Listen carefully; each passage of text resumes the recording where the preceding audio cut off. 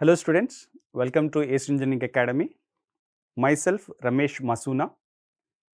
In this video, I would like to discuss GATE 2021 Database Management System questions.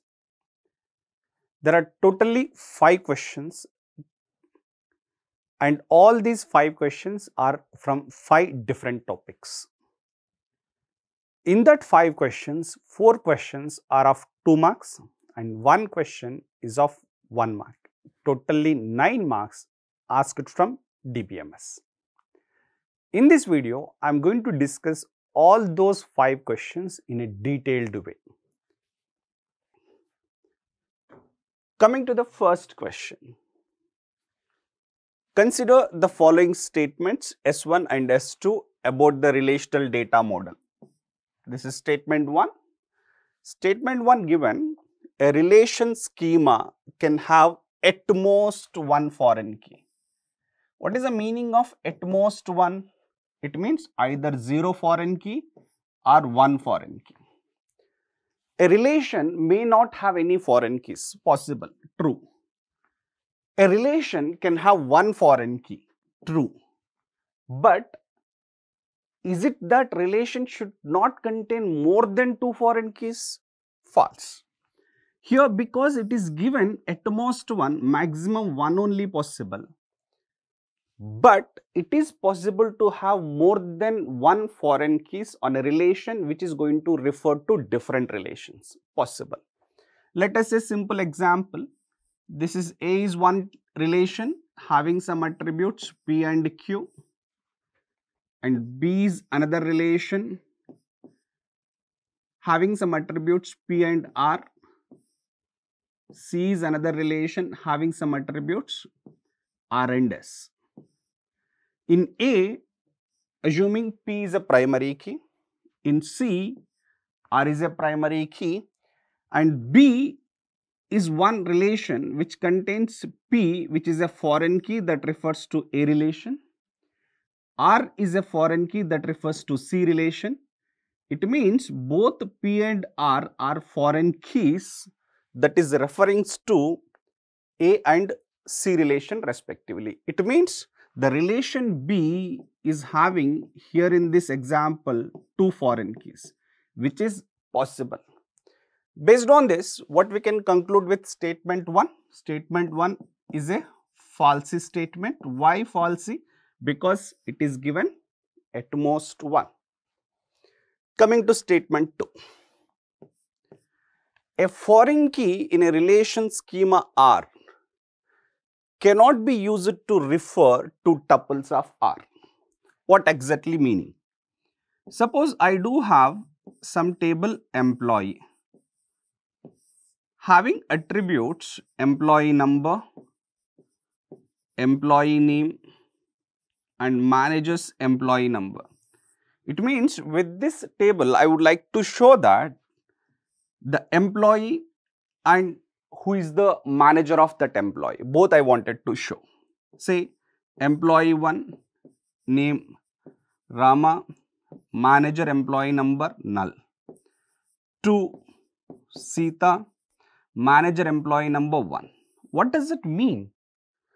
This 1 is referring the tuple 1 of Rama. It means MGRE number is a foreign key that refers to primary key of the same table. We call it as a recursive relationship. It is possible to refer the tuples of a relation using foreign key attribute.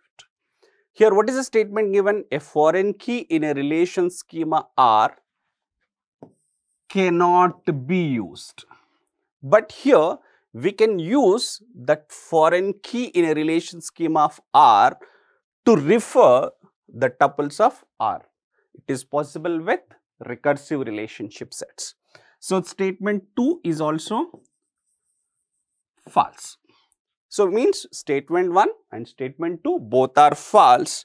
So, answer for this question, option A given both S1 and S2 are true, wrong. S1 is false, S2 is true, because S2 is false, B is wrong. Both S1 and S2 are false, that is an option C, and option D given S1 is true and S2 is false, wrong. So answer for this question is option C. Coming to the next question.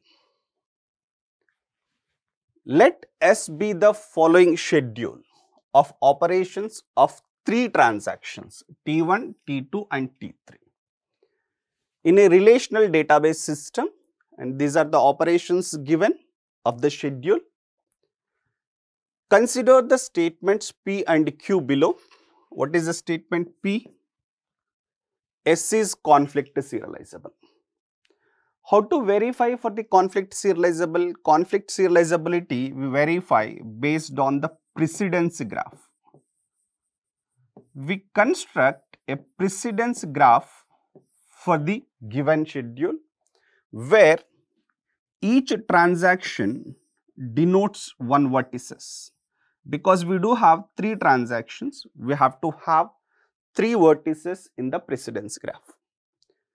And draw edges for the conflicting operations.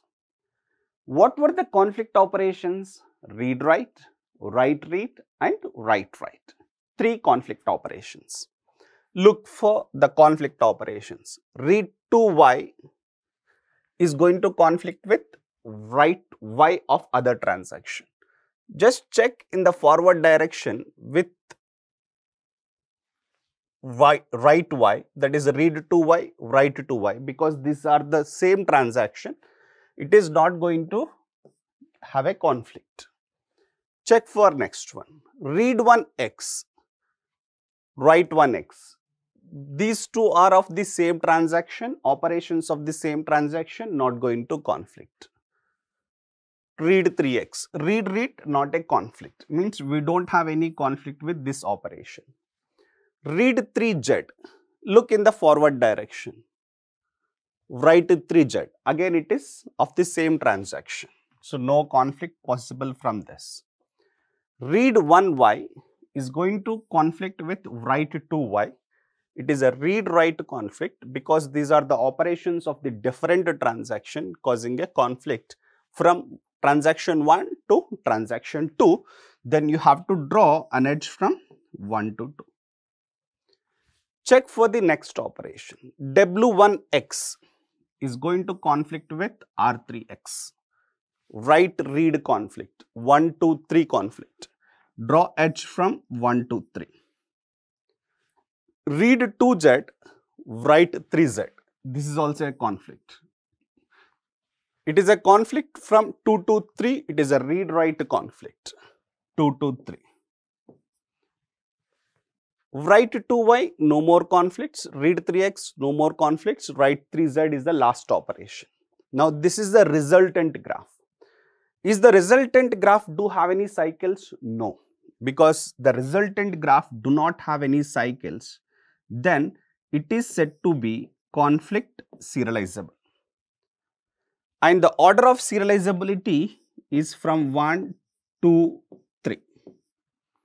What is the statement given? S is conflict serializable. Yes.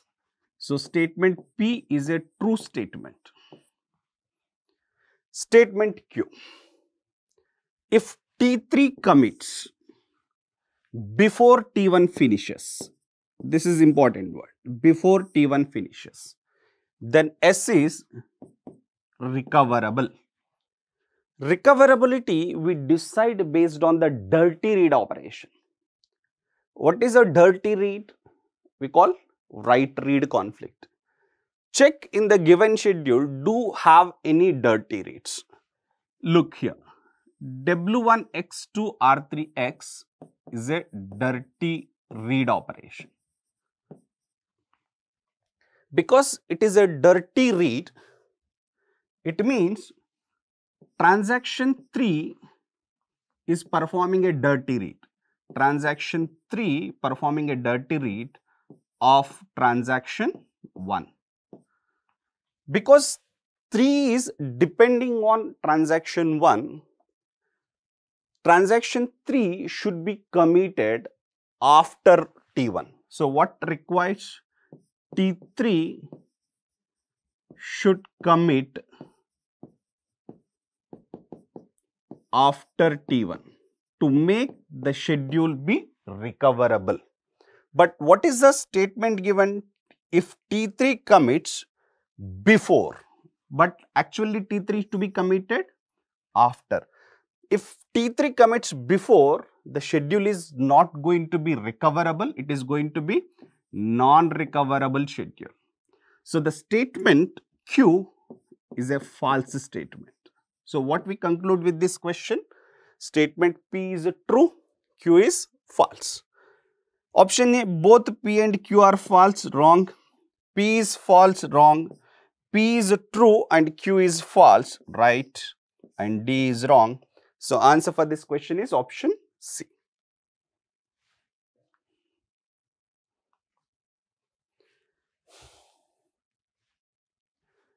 Here is one more question on query language. The relation scheme given below is used to store information about the employees of a company where employee ID is the key in the relation and department ID indicates the departments to which the employee is assigned, and each employee is assigned to exactly one department. So every employee you can see in one of the department, and this is a employee relation is given with attributes EMP-ID, name, gender, salary and department ID. Consider the following SQL query. Observe what is the query. Select department ID comma count star. It means it is finding the number of employees in each department where gender equal to female. It means it is finding the number of female employees in each department. When that female employees to be in the output, when salary of that female employees of the department is greater than the result of inner query. Observe in the inner query, select average of salary from employees there, but it do not have any conditions. Because it do not have any condition, the inner query is going to find the average salary of all the employees of the company. Average salary in the company is finding in the inner query, right? Why average salary in the company? Because we don't have any further conditions in the inner query. Now coming to the question, the above query gives for each department, yes, for each department in the company the number of female employees. Okay, it is correct because here we have a condition gender equal to female, whose salary is greater than, correct, here is a greater than the average salary of dash. What is the dash here? Average salary in the company. Why? Because we don't have any conditions. So clearly the answer for this question is option D. It's very simple question. Option A, look, employees in the department. Here nowhere it is comparing the department of the outer query with department of the inner query. So option A is incorrect. What option B given? Female employees in the department. But do we have any condition in the inner query where gender equal to female? No. So that option B is ruled out. Option C, female employees in the company. Here also it is not checking the gender equal to female. So option C is incorrect. So answer for this question is option D. D is the correct answer for the question.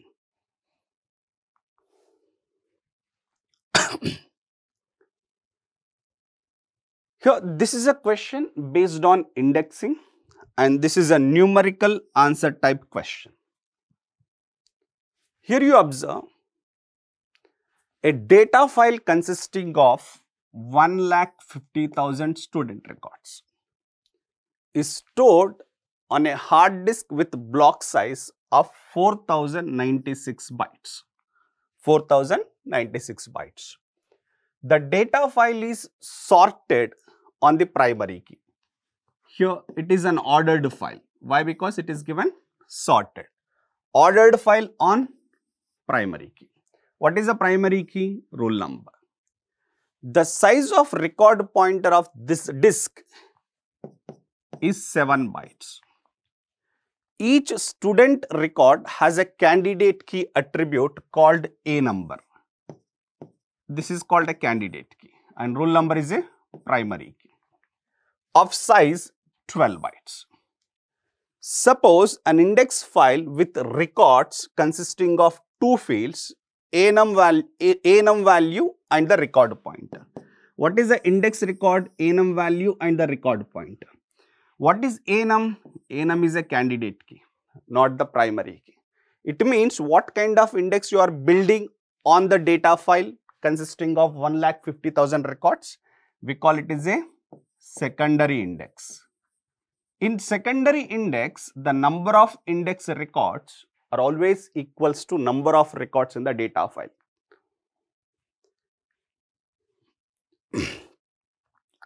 Here it is built and stored on the same disk.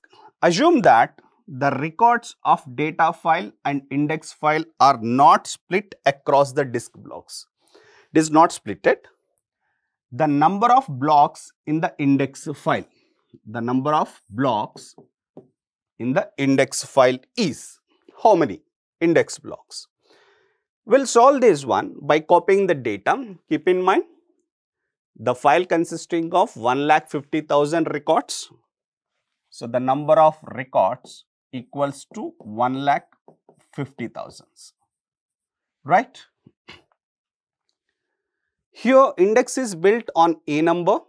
That is a candidate key. It means we are building secondary index, and the size of candidate key is 12 bytes. So key size, which is equals to 12 bytes. And we do have a record pointer in the index. What is the size of the record pointer? Size of the record pointer mentioned is 7 bytes.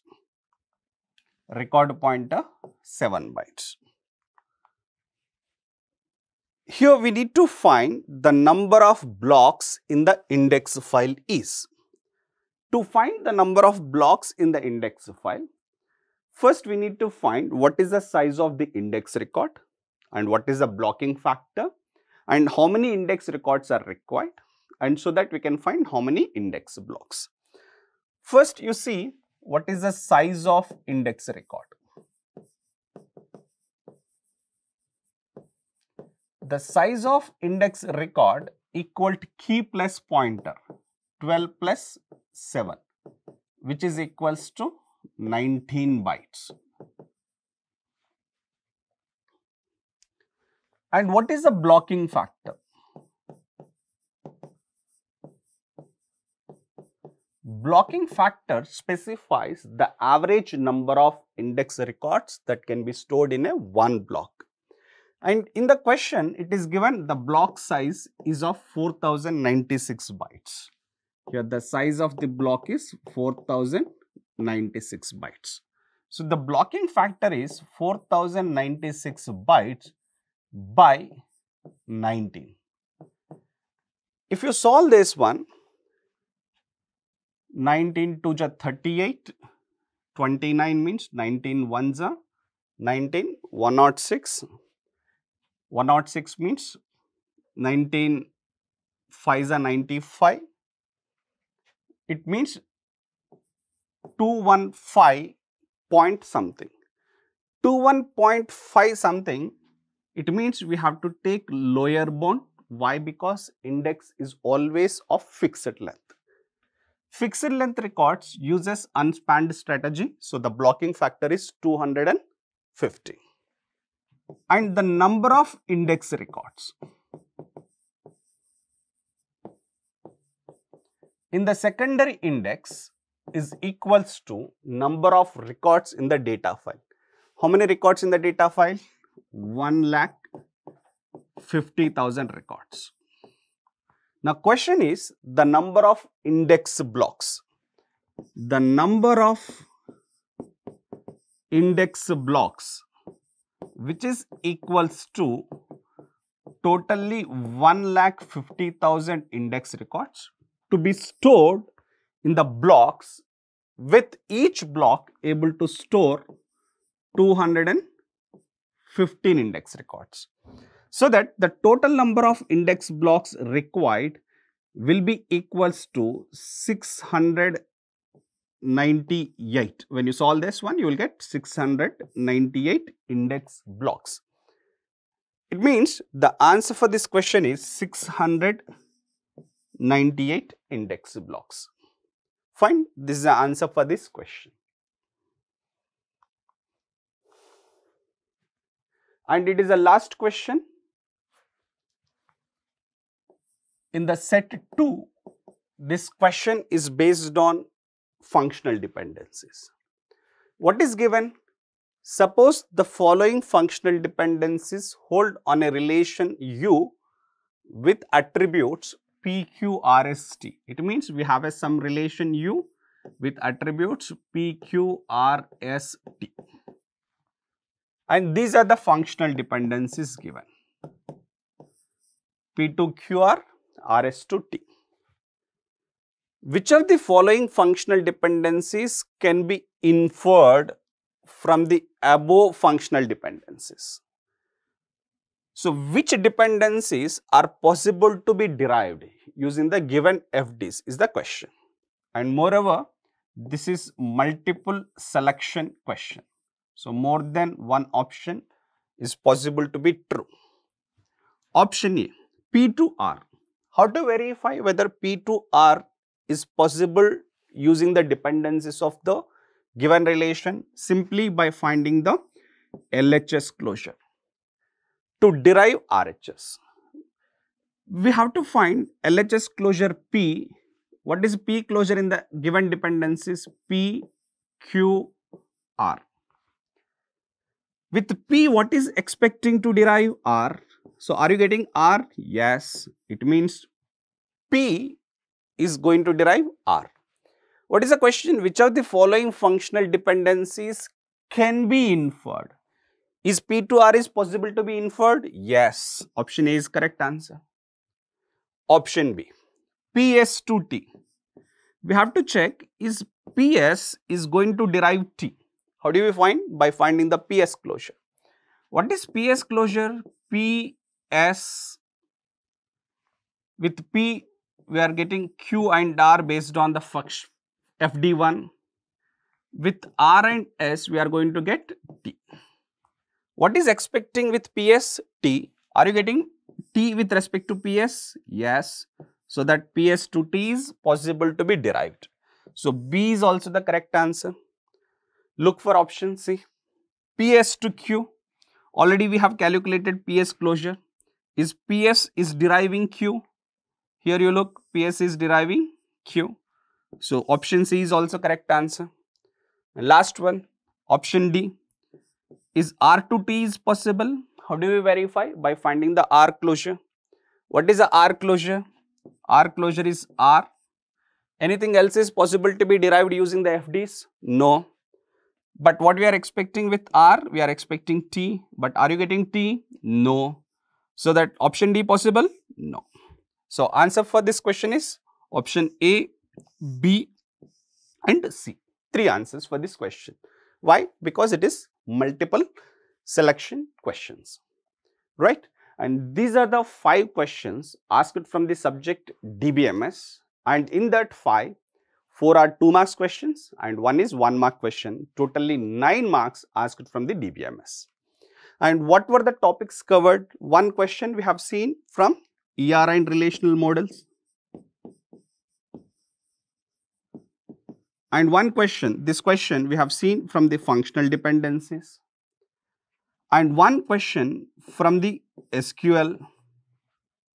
And one question from the transactions, serializability. And one question we have seen previous question, that is based on indexing. And this is a strategy is following from past 5 to 6 years. Always you are getting 5 questions from 5 different topics. That's why all topics in DBMS are important.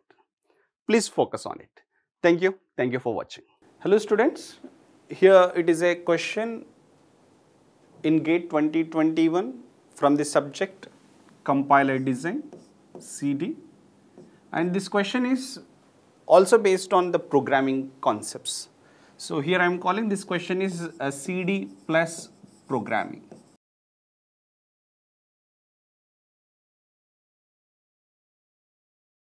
Here one program snippet is given, a C programming snippet is given, and the question is, assume that the variable y points to a struct allocated on the heap containing two fields f1 and f2. Here in the program snippet it is given y to f1, y to f2, okay, and the local variables x, y, z, p, q and I are allotted registers. Now question is completely lying on this statement. Common sub-expression elimination optimization is applied on the code. The number of additions and dereference operations of the form y to f1, y to f2 in the optimized code respectively are. So here first we need to understand what is meant by common sub-expression. An expression E is said to be common sub-expression. Suppose A equal to B plus C. This B plus C I can call a common sub-expression if and only if the values of either B or C is not changed between the statements. Means here we do have one more statement, D equal to B plus C. Between these two statements, neither value of B nor value of C is changed, or we can call redefined. Because the value of B or C is not changed, whatever the value is resulted of the computation of B plus C, the same value you are going to expect here for the computation of B plus C. Then we call this B plus C is a common sub-expression. If it is a common sub-expression, instead of recomputing B plus C for the second time, we can use the value of B plus C whose value is assigned to A in place of B plus C for the second time, so that we can avoid the recomputation of B plus C. This is one of the optimization technique in the code among the code optimization techniques in the compiler design. Suppose we do have a statement A equal to B plus C. And here the value of B is changed to some value of D plus E. And here we do have one more statement, P equal to B plus C. Now here you observe B plus C and B plus C are the same expressions. But these two B plus C's are not considered as a common sub-expression. Why? Because the value of B here it is redefined with some different value.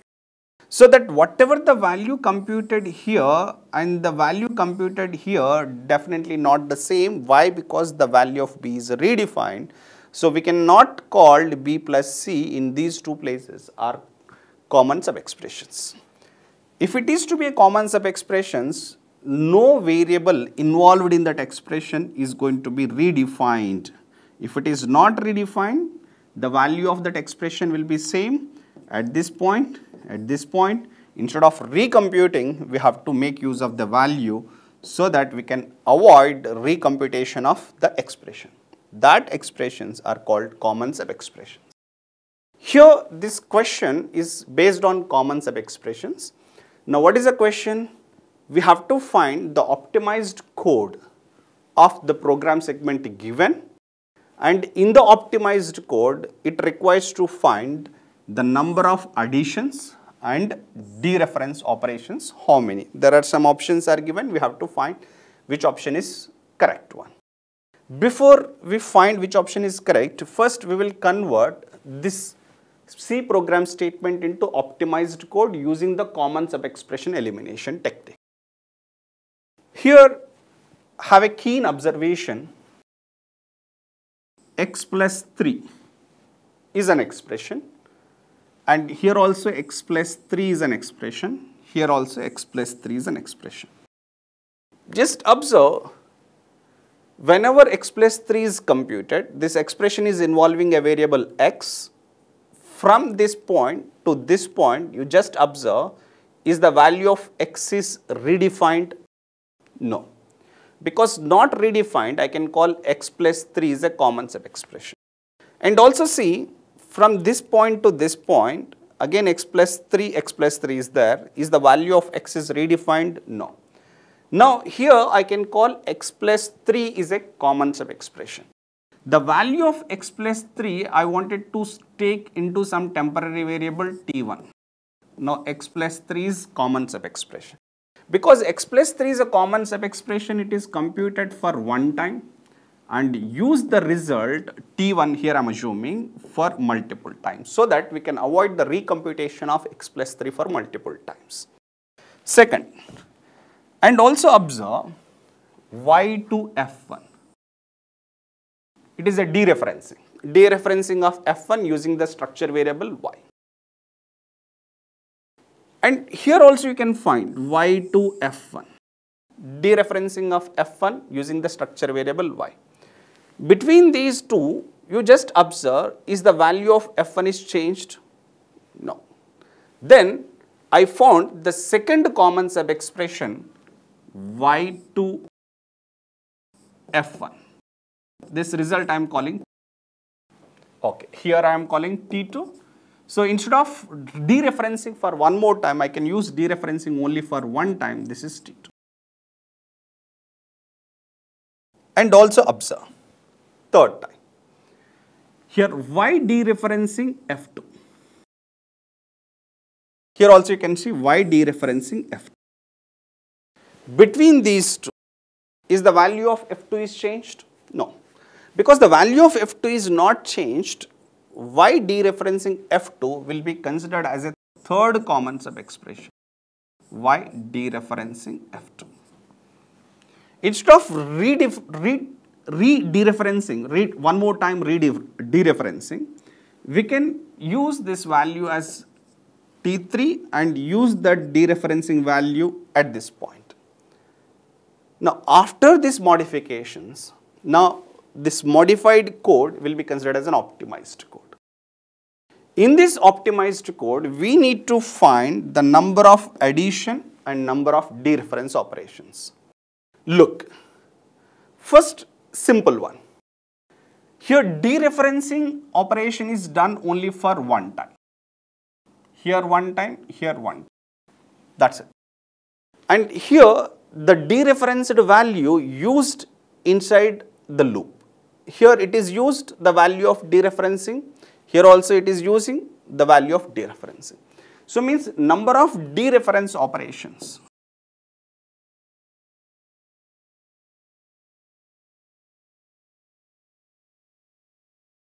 How many? There are only two dereference operations. That is only outside of the loop. Inside of the loop, inside of the first statement, the dereferenced values are used.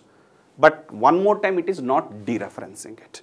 So the number of dereference operations in the optimized code are, and it is also asked the number of add operations. Here you can check how many add operations are required. Number of add operations. Observe this optimized code. In the optimized code, for T1, one add operation, okay, this is one add operation, and this one add operation with plus T2 plus T3. Here, this is one, right? So means this is one add operation, this is second, this is third. So means outside of the for, observe, outside of the for, we do have three add operations. Please observe carefully. Outside of the for, we do have three add operations. Inside a for, we do have if-else statement. In the true part of the if statement, here is P plus T1, because x plus 3 is a common sub-expression, that x plus 3 is replaced with T1. Now P plus T1 is one add operation and Q plus T2 is one add operation, means these are the two add operations in the true part of the if statement. And in the false part of the if statement also you see, P plus T3, Q plus T1, means this is one add operation, this is one add operation. In the else part also we do have two add operations. Now, how many times loop is repeating? Observe, loop is executing from I equal to 0, I less than 200, I equal to I plus 2, means I is incrementing for 2, 2. It means how many times loop is going to be executed 0 to 200? What is the step size? 2. It means that loop is going to be incremented for 100 times. 100 times loop is going to be executed. 100 times. And each of the time either true part is to be executed or false part to be executed, correct? Either true part or false part. It means this true part or false part is to be executed. In either true part or false part, we have two operations, two add operations only. It means 100 times these two add operations either in the true part or in the false part to be executed, means 100 into 2, 200 add operations inside the first statement. So inside the first statement we have 200 add operations. Outside of the first statement we have 3 add operations. Okay, and first statement you can look. In the first statement also we do have an add operation, I equal to I plus 2. This I equal to I plus 2 is going to be executed for how many times? 100 times. Why? Because this loop is executing for 100 times. Now, total add operations we found it. Outside the for, 3 add operations, one for x plus 3 and one for T1 plus T2 and the result one with T3. So totally 3 add operations outside the for. Loop is repeating for 100 times. 100 times this I equal to I plus 2 is to be executed inside the loop. In the true part we do have 2 add operations. In the false part we do have 2 add operations. Either true part or false part only to be executed. And that either true part or false part to be executed only for 100 times. So 100 into 2. 200 times this either true or false to be executed. So total add operations are 200 plus 100 plus 3. Totally 303 add operations. 3 in the outside of the for, 100 for the increment, 200 inside the for. So total number of add operations are 303. The question is the number of add operations and number of dereference operations respectively. The number of add operations are 303, dereference operations are 2. Now, option A given 403, 102 wrong. 303 is true for add operations, but 102 is wrong for dereference operations. 203 is wrong. 303 and 2 is correct. 303 add operations and 2 dereference operations. So answer for this question is option